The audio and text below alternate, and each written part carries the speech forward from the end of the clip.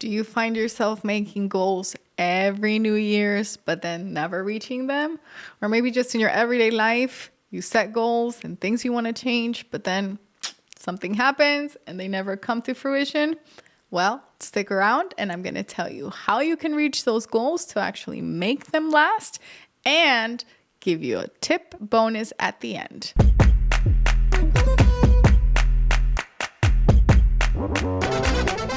Hello, my loves. Thank you for being here. This is Ask Norby, and I am Norby, a licensed clinician.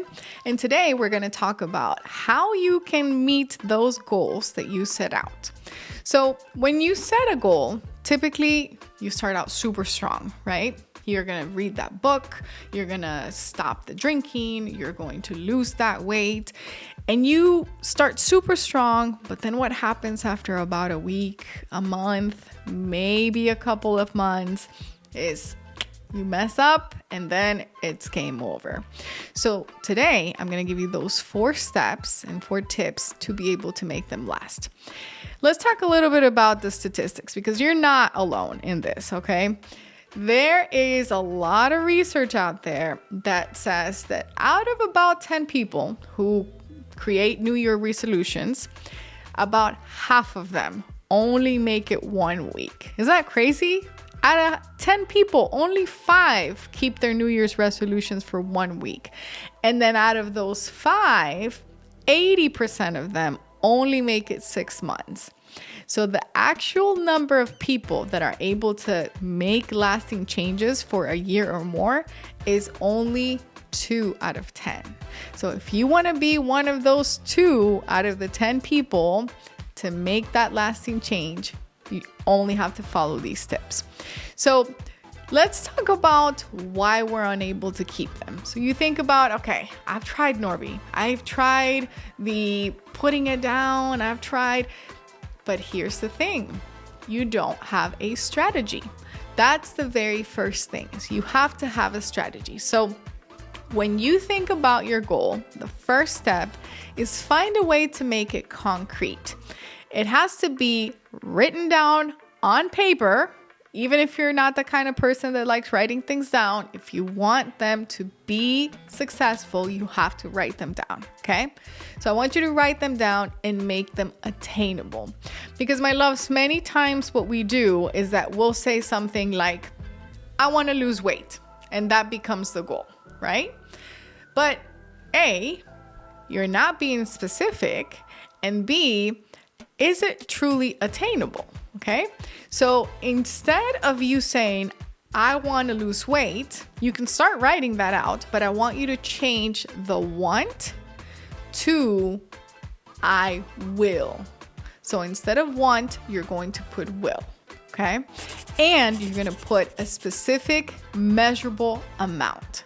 So it's going to be I will lose, and you're going to put X amount of pounds. And then I want you to put by when, because you need to be able to put a date and start moving backwards. So I will lose 10 pounds in 6 months, right? That tells you how many pounds you have to lose every month and hence every week. And hence you are able to track your progress. So that's step number 1 is I want you to put it down on paper, be measurable and specific. Step number 2 is I want you to plan and anticipate. When we talk about strategy for anything, you have to think about what are some of the things that are going to get in the way. So again, and we talk about losing weight because that's typically the number 1 goal that people have is to lose weight, and then it's to stop smoking or stop drinking some sort of vice. And then the third one sometimes is I want to exercise more or learn more. So when you think about losing weight, to keep that example, think about what are the things that you struggle with. And let's say drinking Coke. Let's say you love drinking Coke. That's sodas. It's really hard for you to give up. Okay, then let's start by not buying the Coke, right? And I know that sounds really simple and like duh, but listen, if you anticipate that it's going to be hard for you not to drink Coke, then don't have it in your house. Don't have it in your fridge because you're creating barriers so that when you get thirsty and you go to the fridge and the only thing you have is water, it's going to be a little bit harder for you to say, okay, I'm going to get in the car and go to the store and buy the Coke. You might as well just drink the water. And you start creating those habits. Now, here's the good news. Most research shows that if you're able to keep up with a new habit for 30 days, between 30 and 40, it becomes your new norm. So it's gonna be hard those first 30 days. The same thing with exercise. If you say I'm gonna exercise 3 times a week, okay, make sure that you have your gym clothes ready. Some people even go to bed in their gym clothes so that it's one less barrier. You're planning and preparing so that you know, if I'm gonna get up and it's gonna be really hard because it's cold or because I don't feel like changing, hey, you know what? I'm already in my gym clothes. I might as well go. Okay.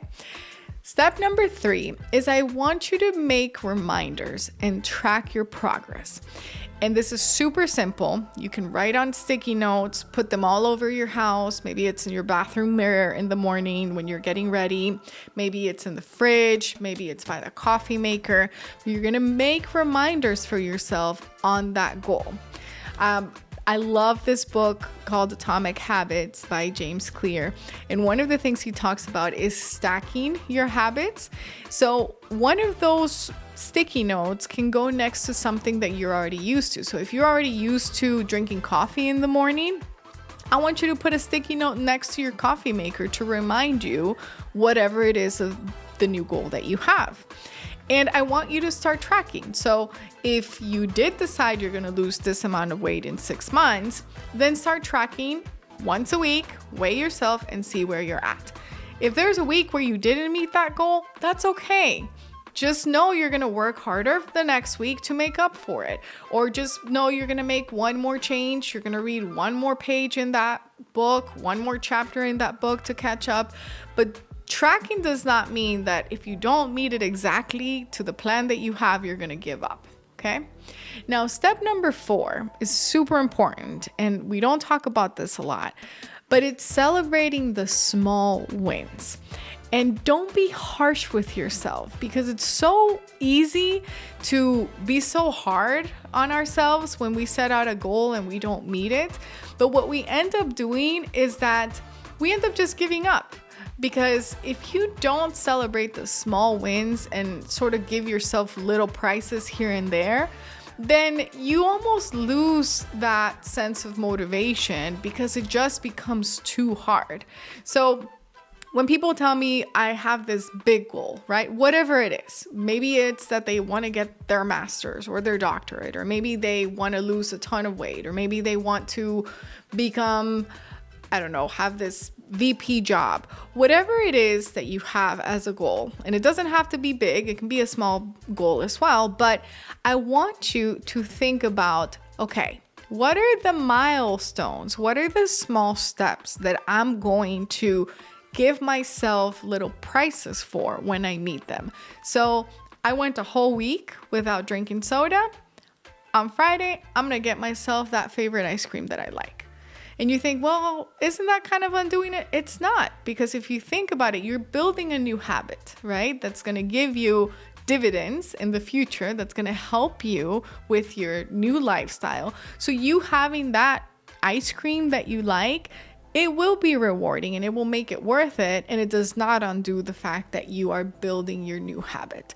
So give yourself small wins, celebrate those, and don't be harsh with yourself. The bonus that I have, if you've made it this far in the video, is a very key to the success of many, many people, especially famous athletes, people that have had a lot of success in their life. And that is that you have to redefine success and failure. How do you redefine it? If you think that being successful is meeting your goal, you're wrong.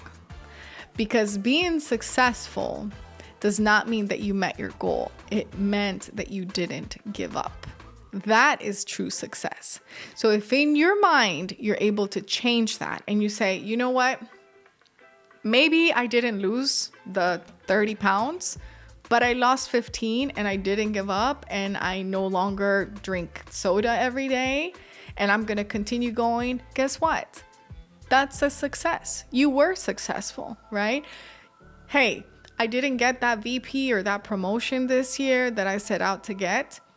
Guess what? That's okay. You didn't give up, and you're not going to give up. Giving up is truly where the failure is. And that's where most people fall short, because what happens? They will set out the goal, and at the very first obstacle, the very first time that they gave in to a crave and had that burger or had that, candy, forget it. Now I'm going to binge and eat everything that comes my way. And then they go the opposite way, right? Instead of continuing with the healthy habits, and they go into even worse habits, right? Same thing with smoking. If you're a smoker and you're trying to quit, okay, you know what? I went this many days without having a cigarette. It was a really stressful day. You had a cigarette, forget it. Now I'm going to smoke a full pack every day. No, you know what? I'm going to go back to the habit that I was building. But giving up is where you have true failure. Okay, my loves, thank you so much for being with me today. I hope the information has been helpful. And if you did find it helpful, leave me in the comments. What are some of the goals that you're trying to set for yourself this year? Don't forget to like and share it so that we can continue growing this community and more people can get help for free. This is Ask Norby, and I'll see you in the next video.